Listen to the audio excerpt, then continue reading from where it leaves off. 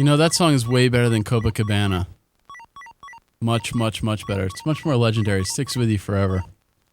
Now, what does this game teach you, Mark? Well, this game teaches everybody, especially children, that if you don't cross the road really, really fast and in a strategic manner, that you will most likely be horribly, horribly mutilated and killed. And your parents won't love you anymore. As you can see here, Frogger is strategically maneuvering across the giant blocks. And river. Yes. I've never seen a river with that much shit in it. No, me either. Plus, check the current. It's going right in some areas and left in others.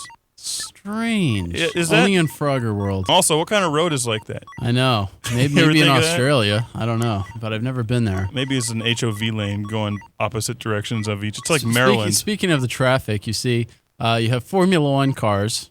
You have giant milk bottles. I like the milk cartons. And tractors, all on the highway, trying to kill you. And the tractors are going as quickly as the Formula One cars. Yes. So, those are the kind of things you have to avoid when you're crossing the highway, little kiddies. This is the beauty of Atari right here. It's the complete just insanity of the game. I mean, it's all about fun. This was made in 1982, 1981. And Frogger has to go jump on. I don't know if you've noticed there, boys and girls, but the white frog. There is some kind of like mysterious lore. Yeah, the white frog, from what my cousin tells me, is the chick frog. A tail. Yes, it's the chick frog. And Frogger gets laid by the chick frog, and it gives you bonus points. Mm-hmm. So there's your obligatory Atari sexual innuendo. If you little bastards haven't played Frogger before, what happens is that the further you get along, you have to line up all your frogs in those 5 little holes up in the top of the screen. And the more you do that, the faster the boards get and the harder things get. Well, this is like the third board, and we're watching Dave play. And as you know, Dave can't even make it across the street at this point. No. I mean, as I was a kid, I was horribly maimed. But luckily, aliens took me away and fixed me. Now, I like the fact that Frogger gets near the water and can't handle water. He's a frog. He's a frog and just can't handle water. Yet water kills him. He's a wuss frog. Now, I understand if you get run over by a car, you're pretty much fucked. But if you get wet, oh no, water. I'm a frog. What the hell?